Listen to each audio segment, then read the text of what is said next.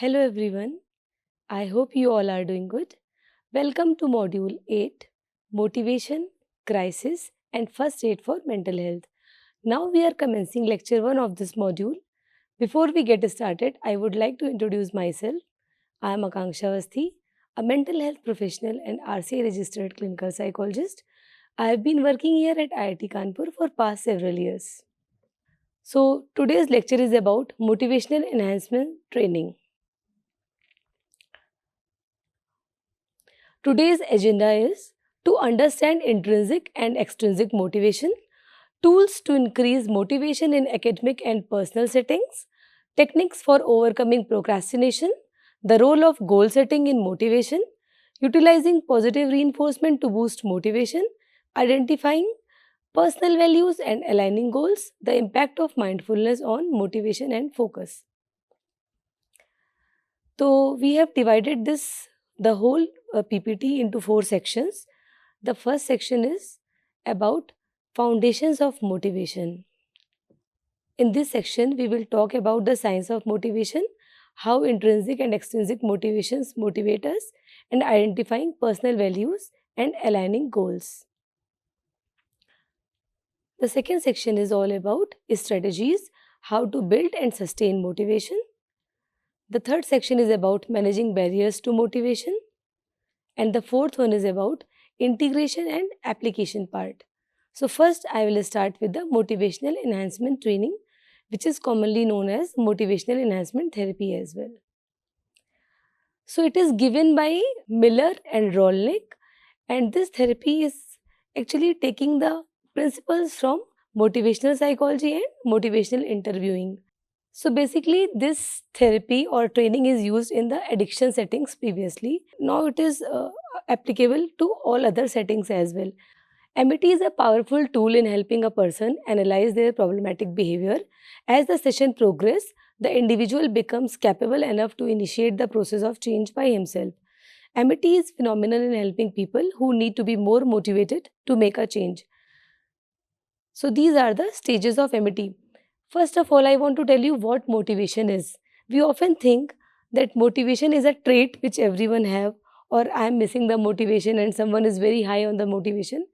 Let me explain you what motivation is. Basically, what happens, motivation is something which is continuous. You can motivate yourself, it can be lost, and you can again rebuild the motivation. So it's a continuing ongoing process. That's why there are lots of application, lots of techniques which we can use to make yourself motivated and excel in academics. These are the stages of motivational interviewing which you can see, because motivational interviewing is also a very integral part of MET. The stages are engaging, focusing, evoking, and planning. What do you understand by these stages? Engaging. In the first stage of engaging, the therapist and the client, they both engage with each other. In that stage, therapist make a trust with the client. He develop the rapport with the client, because then only he can proceed with the other therapeutic applications. So this stage is the primary one and very important. The second one is focus. After getting a trust relationship with the client, they focus on what is the problematic area, which area to focus on. There can be lots of problematic behavior in client's life, but then they focus what area client wants to work on. The third is evoke. The basic purpose of motivational interviewing and motivational enhancement therapy is that we don't tell that you have to work on this situation. We let the person think and decide what he wants to change. So evoking is drawing out personal reasons for change, why the person want to change. This should come from within and not from the therapist. The fourth thing is planning. After we decide what behavior to be changed, then we come with a planning part. In planning, we make a strategy how to work on it, and then we consistently work on that particular problem. These are the 5 stages of change. When the person is coming to MET, usually he come on the pre-contemplation stage. In pre-contemplation stage, the person is not ready for the change. The person is pre-contemplating whether I should go or not, whether I should take help or not, whether I should change this behavior or not, whether I need some kind of improvement in this field or not. There are lots of doubts in his mind. So that is the very first stage of change. The second one is contemplation stage. In this stage, the client is all set that the person wants to change this particular behavior. So this is the stage of contemplation. The third one is action. When the person decide that he want to change this behavior, it can be any nicotine addiction, it can be procrastination. The person thinks that I have to change this behavior, then he go into the action mode. Action mode में the person does the behavioral part. The fourth is preparation. You have to do lots of mental and physical preparation when you want to change any old habit or any kind of addiction or any kind of behavior. So this mental preparation is all required at this stage. Then comes the maintenance. When the person starts the new habit, when the person start to work on particular thing, the maintenance is very crucial, because if you are not persistent in the efforts, the relapse can be possible. Techniques which are primarily used in MET, the first is express empathy. This is the first stage when client first time comes to the therapist. Many times when they reach out, they are very much apprehensive, they are unsure, they are doubtful, they don't know whether the person will judge them or not. So this is the stage when therapist shows the empathy to the client and put himself or herself in that person's shoes to understand what is going on in his life. What is the reason why and how of that person's behavior. So in that first stage, empathy building is the primary component.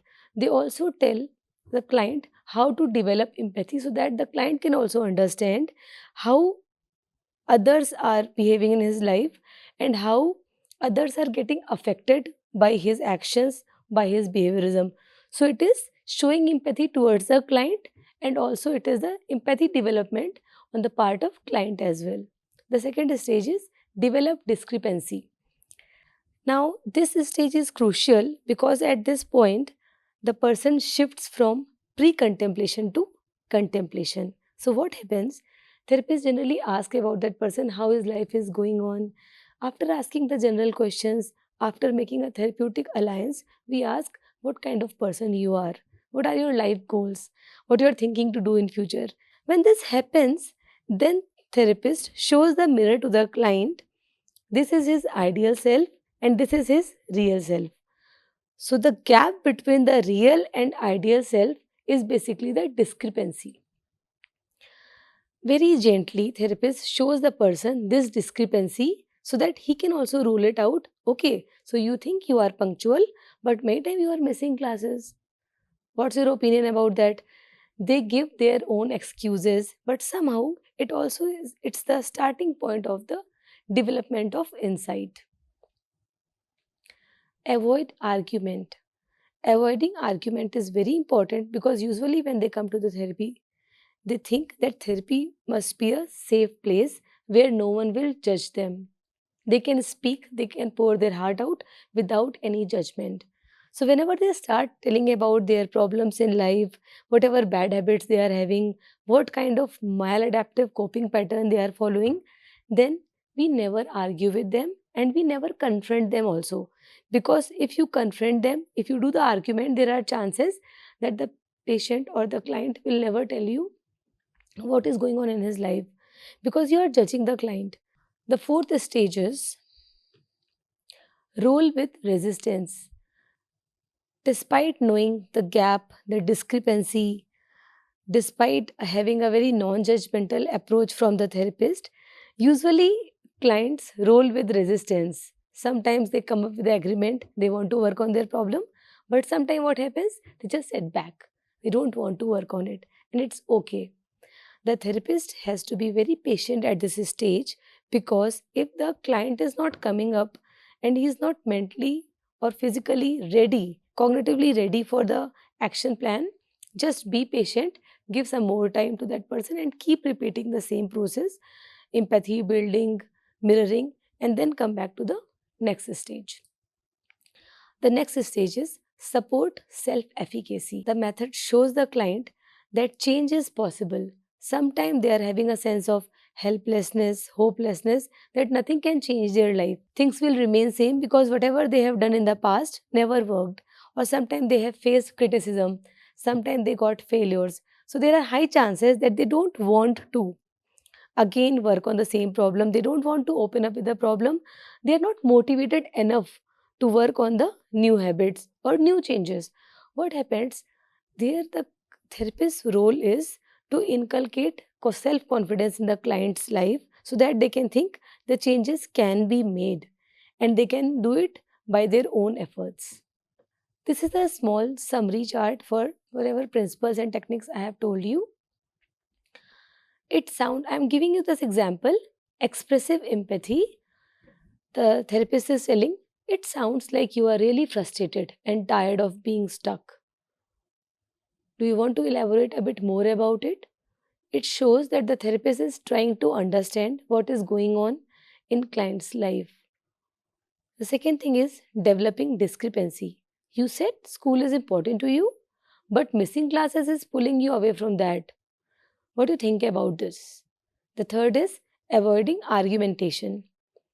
I'm not here to focus anything. This is all about you, what you want in your life. Rolling with resistance. So you're not sure this will work. That's okay. Change can feel risky, and I'm okay with it. The fifth one is supporting self efficacy. You have overcome hard things before, so this is no different, and you will work on it as well. This is the same description which I have given to you. Applied empathy, establish discrepancy, argument free zone, understanding resistance, and encouraging self efficacy. Now we will talk about the intrinsic and extrinsic motivation. So, when we talk about motivation, these are usually of two types. The first one is intrinsic or internal motivation, and the second one is extrinsic.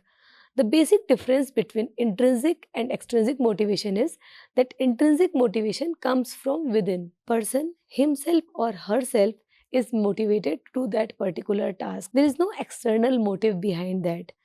In the external motivation, what happens? There is some reward or external factor which is involved. So you can see in this chart, internals are we enjoy it, but extrinsic is we have to. Internal motivation remains same when the trigger stops, and motivation fades when there is no trigger. Response to pressure. Intrinsic motivation, low engagement, less risk taking, and extrinsic short term boost, long term stress. Response to rewards strengthens long term drive, can create dependency. Enjoyment. The task itself is a source of enjoyment. The reward received will give the enjoyment to the person. Emotional impact. Usually intrinsic motivation give you a lot of emotional satisfaction while extrinsic motivation is lacking on that side. Commitment level. Usually people are highly committed to the things which are intrinsically motivating for them, and they have a less motivation when they are doing something because of some external forces. Best for creativity, self growth, and extrinsic, best for quick results and routine tasks. Maintenance level is without extra incentives, intrinsic things can go on, but extrinsic motivation needs high level of rewards and which are also continuous. Now I'm telling you from a real life example what is intrinsic motivation and what is extrinsic. So there is a student who is studying and he is excelling in studies. If the person is having passion for studies, he want to learn the concepts, he feels enjoyment while he study, he loves these concepts, then the motivation is intrinsic. When the student is studying because the student wants high grades, he wants some kind of reward, he wants some particular internship, or there is some external agency involved, then it becomes extrinsic motivation. Intrinsic motivation comes from within. It is guided by individual's personal interest, curiosity, and sense of fulfillment in their work. Individuals who are intrinsically motivated engage in tasks because they find them rewarding, meaningful, and not because of external incentives. Usually, what happens? These kind of intrinsic motivations are self-driven. Second, they are sustainable. Even though there is no external reward, the intrinsic motivation can stay. Creativity and innovation. These individuals sometimes take risk also to explore their own new ideas. Deep engagement. Usually, the intrinsic motivation, the client is having deep kind of motivation and engagement in that particular task. While in extrinsic motivation, it is vice versa. It is performance driven and there are short term effectiveness, and it also depends on external factors. If there will be no reward, the behavior will stop, while intrinsic motivation can continue. If the student, whose example I have given you earlier, if the student is not getting the rewards, desired results, desired grades, what happen? Maybe he can stop studying, but the one who is actually having passionate about studies can keep studying despite that also. The last is, it is productivity focused. Now we will identify personal values and aligning goals. It is very important to understand that if some goal is aligned to your personal values, there are high chances that you are motivated for that particular thing. Like you are hungry, so you are motivated to eat food, right? This physical hunger is making you driven to be motivated to have food. Now, what you can do, you will search for the solutions. You can cook. If you are a cook, you can cook something like Maggie or some easy thing, or you can order it online. The third thing is, you can go and purchase it offline as well, right? So, what happens if your core value is that you are a healthy person? What will happen? You will be motivated to cook and eat something healthy, right? But if you think you are not fitness freak, you are not that health conscious, there are high chances that either you will cook Maggie or some junk food, or you can order something online or offline. So this is what my motive was to tell. Whenever your goals and your values are aligned to each other, they are quite connected, there are very high chances that you are motivated to that particular thing. Our core values are the emotional drivers behind our activities and choices. They influence our motivation and long term commitment also, even when there is no external reward. So, if someone is having a core value of growth, the person want to grow, the person will do all the behaviors which are related to that growth core value. Second is creativity. The third one is service and independence. How to do it? First, you have to clarify the core values. Second, you have to identify what behavior and personal goals are aligned to those values. And the third is, you have to make an action plan so that the person can consistently work on those things. Success is hidden in your daily routine. Now we are coming to the section 2, strategies to build and sustain motivation.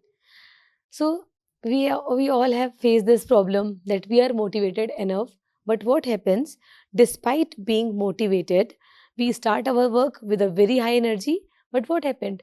After a point of time, we just stop doing it. We just become bored of doing the same thing again and again, again and again. What happens in this condition? You have to know what are the techniques which will help you in persistent efforts and in the continuity. Tools for increasing motivation. So basically, there is no one particular standardized method which is applicable for everyone. Everyone is different in their own sense. Everyone's values are different. Someone can be guided by the intrinsic motivation, someone is guided by extrinsic motivation. Someone is doing good with the reward system, someone is doing good with the punishment. So everyone is different in multiple ways. So what happens, there are few techniques which we can mix and match and make a customized plan for yourself. I'll disclose all these things one by one. The first is vision boards, second is motivation journals, third is daily check-ins or habit trackers, accountability partners, motivation playlist, or podcast. Now we'll discuss all of these one by one. A vision board is a visual collage of images and symbols that represents your goal, what you want in your life. So what happens if you have a vision board, you can paste stickers, motivational quotes, your daily goals, your long-term vision in life. These all things can be put in that vision box. So what happens when you look at those vision boards, it will remind you that you have to do all these things. This is your vision. So it will work like a compass.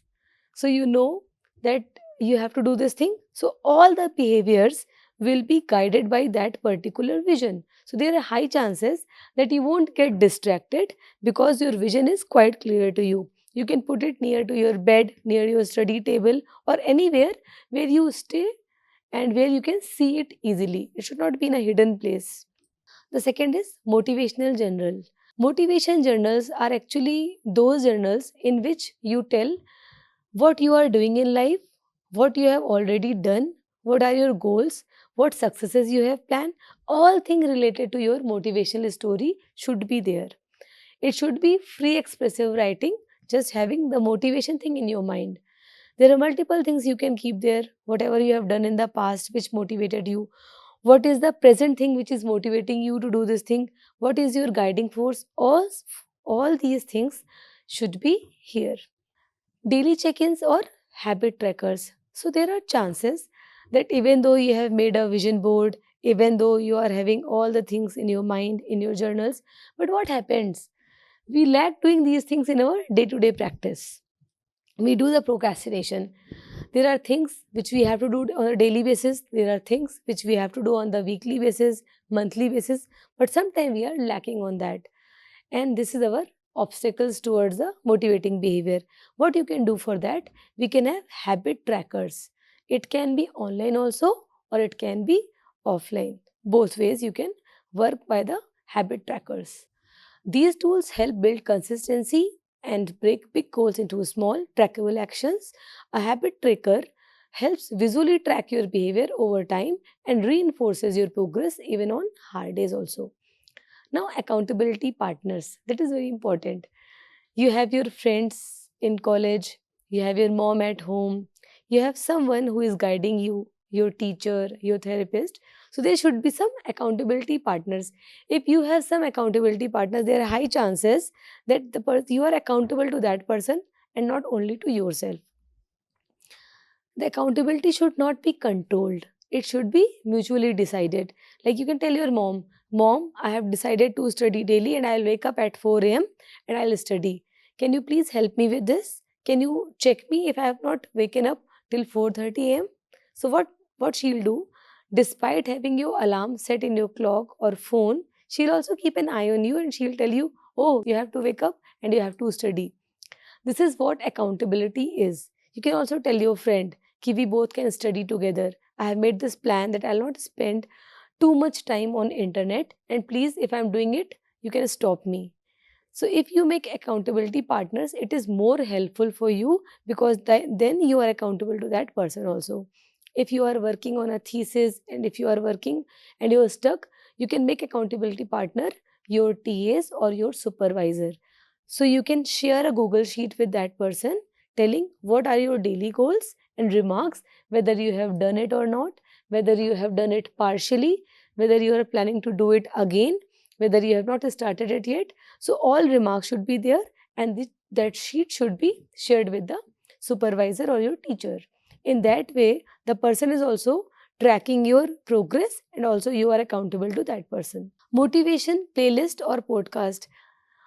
This thing is quite useful and especially for me it was very useful because whenever I felt low, whenever I felt like life is too difficult and it's not going well, so on those times, sometime I read some poems which are actually very, very motivating for me. So if you are also having that kind of poetry or that kind of songs which motivate you whenever you are feeling low, whenever things are not going on the right track, so that you can take help of those playlist and podcast. Keep it very handy. It can be on your desktop, it can be on your PC, it can be on your phone. So whenever you feel like that you are going low and you're not able to work as your plan is, so just take help of this technique. The role of goal setting in motivation. Now what goal is? Goal is the point where you have to focus on. Goal is that thing. It's a compass which tell you that whether you are going anywhere, this is the center point. You have to come here.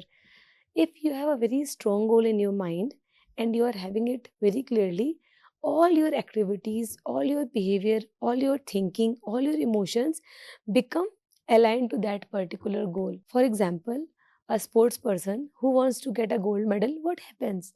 Because of that specific goal, the person's all activity are aligned to that thing. The person will practice daily. He'll be motivated enough to practice continuously. He will not go towards the distractions, and there will be persistence and continuity in his or her efforts. If someone wants to do topper in the class, he'll wake up early in the morning, he'll study, he will not miss his classes, he will attend all the tests, all the exams, and he'll do extra study, search for the extra resource materials. Why this is happening? Because he's having his goal very clear in his mind, so all of his activities are centered to that particular goal. Now, very important thing is how goals should be. The goal should be smart, right? Smart means the goal should be specific, the goal should be measurable, the goal should be achievable, the goal should be realistic, and the goal should be time bound.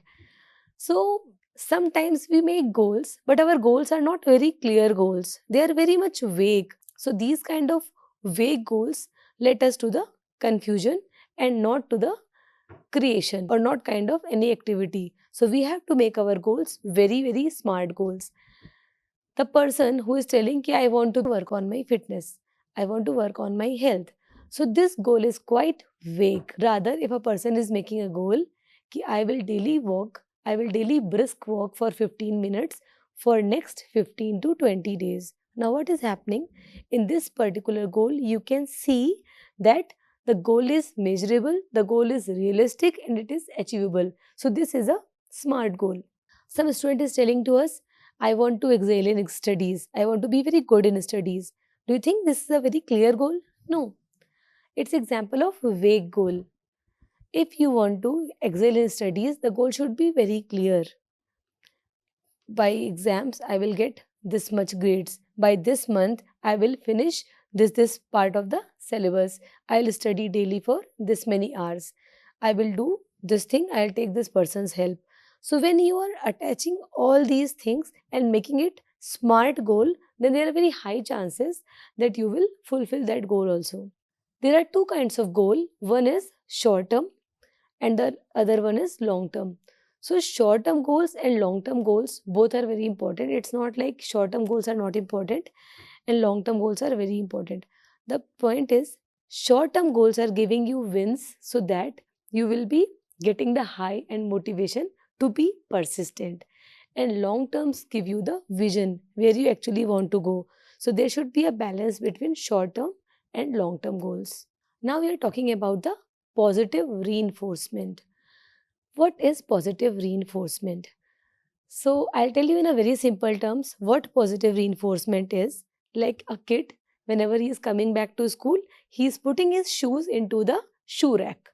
Now this behavior you want to reinforce. You want the student to do that same behavior daily. So what you will do? Whenever the student is doing it, you will tell, oh, it's very good. You're such a good boy. And you are praising. You are giving the verbal positive reinforcer to that student. So what will happen? The next day also, the kid will put the shoes in the same rack. So you are reinforcing the behavior. So whenever you are reinforcing any behavior, there are very high chances that the behavior will be replicated. The frequency of the behavior will be increased. So positive reinforcement. I'll tell you, reinforcement can be positive and it can be negative as well. Reinforcement itself is the thing which increases the frequency of behavior. So now I'll talk about positive reinforcement. Positive reinforcement is the practice of adding a reward or positive stimulus immediately after a desired behavior to increase the chances of that behavior happening again. So mechanism is reward the effort, repeat the behavior, and build the habit. This mechanism is very important in MET, in motivation or in habit building. Positive reinforcement is the practice of adding a reward or positive stimulus. So I'll tell you now how we can enforce the positive reinforcement and how to implement it. So there should be consistency. If there is consistency in providing the reward, there are high chances that the reward will get reinforced. There should be immediate reward. Like if someone is doing some work for you, the kid is doing it, you just praise him just after that behavior and not after 2 or 3 days. So immediate, it should be immediate. The third is clear expectations. Behavior should be very clear that this particular behavior is getting rewarded. It should not be a vague goal. The fourth is let children choose their rewards. Sometimes what happens, if the person is having the freedom of choosing the rewards, there are very high chances they get positive motivation more easily. Verbal reinforcers. By praising or telling, you stayed focused today, I can see the effort you put in. Tangible reinforces or treats, giving something tangible. It can be toffee, it can be any reward, it can be money or cash. In work settings it can be bonus. So these are the tangible reinforces. Then token reinforces. In token reinforces, what happens, we are not giving the money to the person, but we are giving some tokens. Like if a student is doing good and he'll get this much tokens, so those tokens can be interchanged with something which is valuable. For example, a teacher can allot points for specific behaviors and later reward the student who scores the maximum points. Activity reinforcers. Sometime when the student or the client is doing good behavior, we let them do the activities which they cherish. It can be family time, it can be extra play time with their friends. So these kind of activities are used as reinforcer. Social enforcers. Social reinforcers are these positive reinforcers which we use with child or adult who seeks social recognition from friends, family and peers. So basically what it is the acknowledgement and approval of that particular behavior in front of social settings. Like if teacher is clapping for the kid in front of whole class, it is an example of social reinforcer. Now we are coming to the section 3, that is managing barriers to motivation. Now we all know about the science of motivation, that it's something which is not static. It can be built. We can work on motivation. We can make someone highly motivated or we can be demotivated as well. We try to change ourselves. We try to work on something, but suddenly what we see that we are not getting properly motivated and we are just in the halfway, we stop it. It means there are lots of obstacles and barriers while we manage our motivation. These barriers can be internal and it can be external as well. Techniques for overcoming procrastination. So, procrastination is a kind of internal barrier. So, what happens? We procrastinate things. We keep delaying things till the deadline. When you have a deadline to meet after 10 days or after 12 days, what happens? We keep delaying it. And in the meantime, we keep doing things which are not necessary for us. So, in the time management, we have earlier learned that there is a matrix in which we can see what is important and urgent, what is important but not urgent, what is urgent but important, and the fourth matrix, neither important nor urgent. So, what happens? We usually focus on this fourth section of the matrix, spending time on things which are neither important nor urgent. So, by doing this, what happens? Things in the other three sections, important and urgent, important but not urgent, urgent but not important, these sections they get overlooked. Sometimes I have also observed that procrastination itself is not a problem. Many times we have seen that it is a symptom of something which is underlying. It's an emotional problem and not the behavioral problem. Someone is doing the procrastination, a kid is doing the procrastination of not studying about a particular subject, for example maths. So, when you dig into the underlying factors, you realize that the kid is not having any interest in mathematics. He or she is more keen towards arts. The second thing can be a possibility that teacher is not good enough, the teacher is not teaching in a way the kids will understand. The third thing is there is too much of pressure in the family or someone to take math. So whenever he wants to open the book, he feels so apprehensive and he just close it. The fourth thing is the kid is having very severe internet addiction and he is spending too much time on gaming rather than studying. There are a lot of factors which can contribute to procrastination. So before you want to work on procrastination, you have to work on the underlying and root causal factors also. Effective techniques. There are a lot of techniques which work for the procrastination.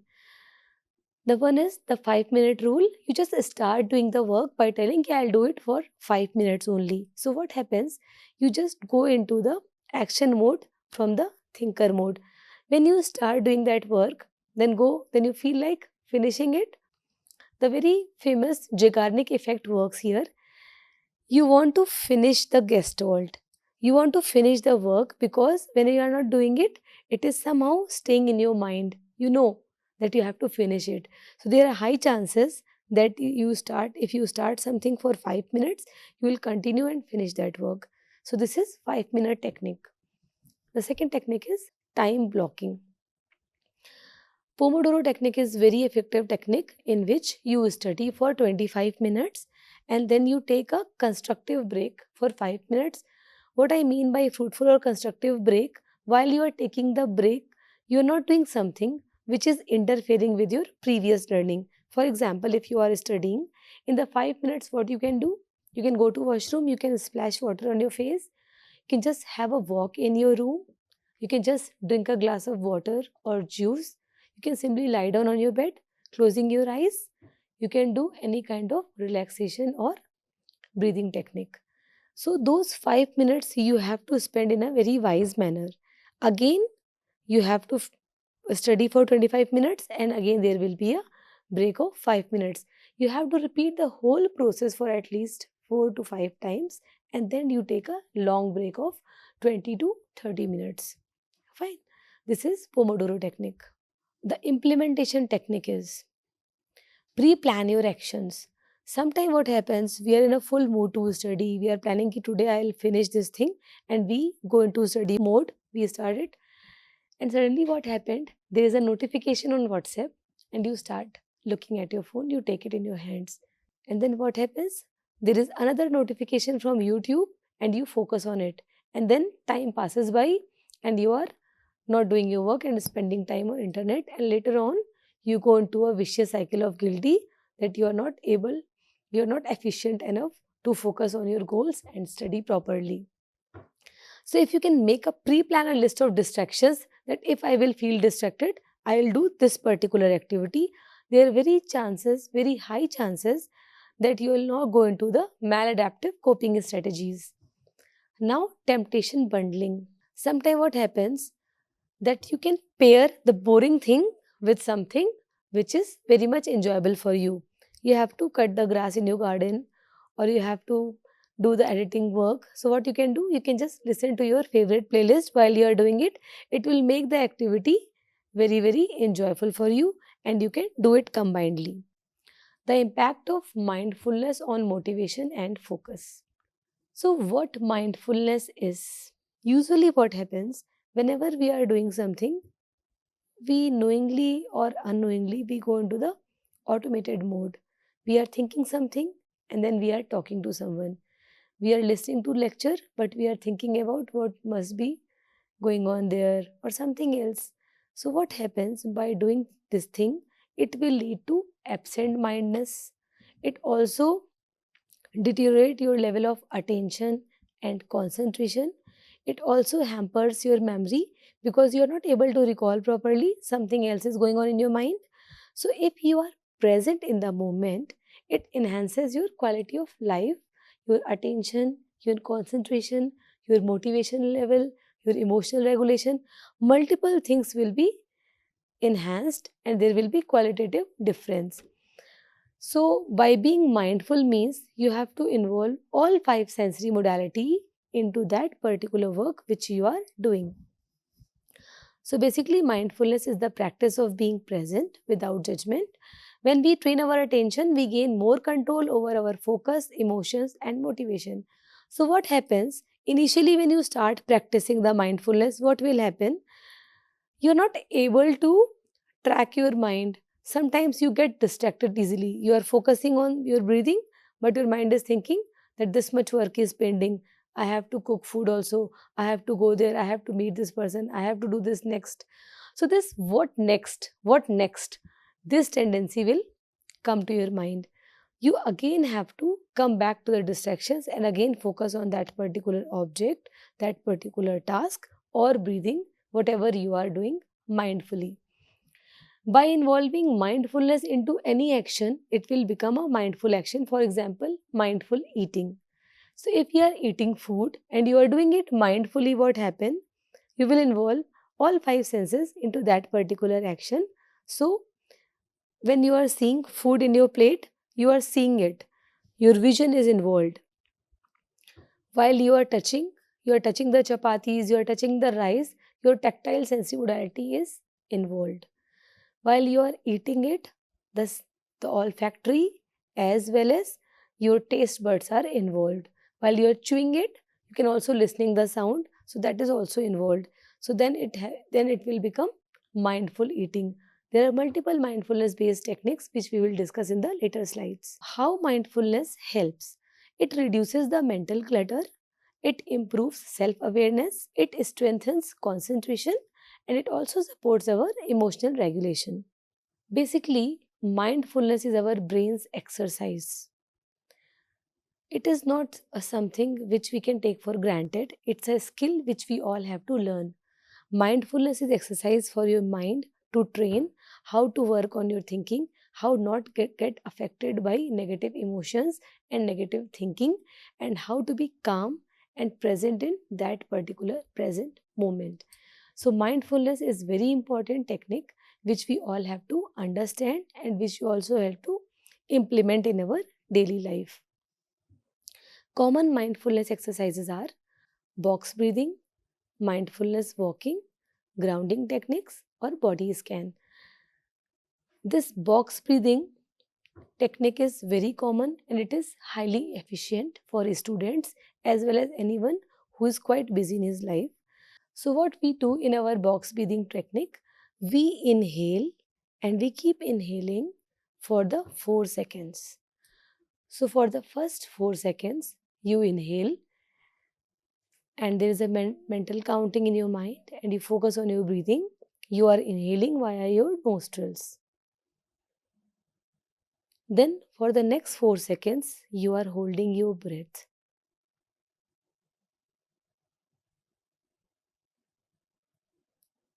Then again, in the next 4 seconds, you exhale. After exhaling also, you hold your breath for 4 seconds. So in this box technique, we mentally make a box. 4 seconds inhale, 4 seconds hold, 4 seconds exhale, and then again 4 seconds of holding. By doing this exercise for 7 to 8 times, in few minutes you feel like that you are becoming more mindful and you are becoming more calm and relaxed. The second technique is mindful walking. You can go for a walk and you just observe that birds are chirping, there is greenery around you, how you are feeling the ground in your feet, how you are sensing the air, the breeze. These all things you experience by being mindful in the mindful walking. There are grounding techniques as well. There is one very common grounding technique is 5, 4, 3, 2, 1 grounding techniques. 5 things which you can touch around you, 4 things which you can see around you, 3 things which you can listen around you, 2 things which you can smell around you, and 1 thing which you can taste. By doing this grounding technique, suddenly your focus from internal things or something else shifts to the present moment. Last is body scanning. It is also a very highly effective technique. It is used in meditation as well as mindfulness based techniques. Now, lastly, we will talk about the motivation action plan. We have learned all these things about motivation. What is motivation? What is science behind motivation? What types of motivations are intrinsic, extrinsic? What are the common obstacles and barriers in motivation? How to sustain your motivation? How rewarding or reinforcement help in the increasing the frequency of your behavior? Now it's time to make an action plan for yourself so that you can implement this thing in your life as well. Create your personalized motivation plan. So, this is a toolkit for yourself. It can be a folder in your laptop, in your phone, or it can be put somewhere in your diary. You can note down it and paste it in your room. So, this personalized motivation plan will consist following things. The first thing is top 3 core values. You have to be very clear that whatever goal you are making, it should be aligned with your core values. You should know what are your core values and you mention it very clearly here. Now, the second step is make a goal which is smart. The goal should be not very vague and broad, but it should be divided up to that level so that you can object and measure it. Rather than saying that I want to work on my health, it's better to say that I will eat healthy food and not junk food for next 15 days and I will sleep at 9 p.m. Right? Because you can measure it. So it's a smart goal. It's better to make smart goals rather than making very broad and very very vague goals, because it will again create confusion and there are chances that even though you start it, lack of clarity is there and you won't follow it in the long run. The third is my motivation toolkit. You know that whenever you are low, things are not going in the right track, what will motivate you? These things should be there. There should be some playlist which you will listen. You can talk to your family member, you can talk to some friend, you can listen to your favorite playlist, you can read a favorite book, you can read a favorite poem, you can keep journaling. Multiple things are there. Some short term techniques can also work whenever you are feeling anxious, you are feeling low and you are not motivated enough. The 4Ds technique is highly effective here. The first D is for drink water, the second D is deep breath, the third D is distraction, and the fourth D is delay impulse. So, whenever you are thinking you are not getting into the rat track and you're not able to focus on things, you can apply this 4Ds technique as well. One strategy I'll use when I feel stuck. Now, when you are feeling stuck, it can be a crisis for you, and this crisis can be mild, moderate, and severe. So, if it is a mild crisis, you know you have lots of energy, you can share it with anyone and you share it with people. You should have at least two contact persons with whom you will meet and with whom you will discuss your things when you are stuck in the mild crisis. Then the second is moderate crisis. When you think ki because of this stuckness, you are also getting low mood, you are feeling anxious, then you go to the next step. You should have another two people who are your contact persons. And the third thing is when you are feeling that you are in the severe crisis and you are stuck, you should take professional help. Apart from having the contact numbers, you should also some activities assigned to this mid crisis, moderate crisis, and high crisis. So these all can be in a folder in 1, 2, 3 sheets, and you can put them and keep it online. So whenever you are feeling stuck, you can go and look at it. Now, these are the recommended books which you can read. One is Drive by Daniel Pink. The second is Atomic Habits by James Clear. The third one is Alchemist. The fourth is Man's Search for Meaning by Viktor Frankl. And the fifth one is The Power of Now by Eckhart. These books are quite helpful. These are not the textbooks, but these are very highly recommended books. If you read these books whenever you are having some free time and you want to work on your life rather than just focus on the short term goals, you can read these books. They will give you some insight how to work in your life and how to make it qualitatively better. Final words are motivation gets you started, but habit keeps you going. So, if you make your motivation and convert it into a habit, there are very high chances that it will keep going. These are the references which you can go through and you can read. These references will give you insight of whatever I have told you in the PPT. Please go through it and thank you very much.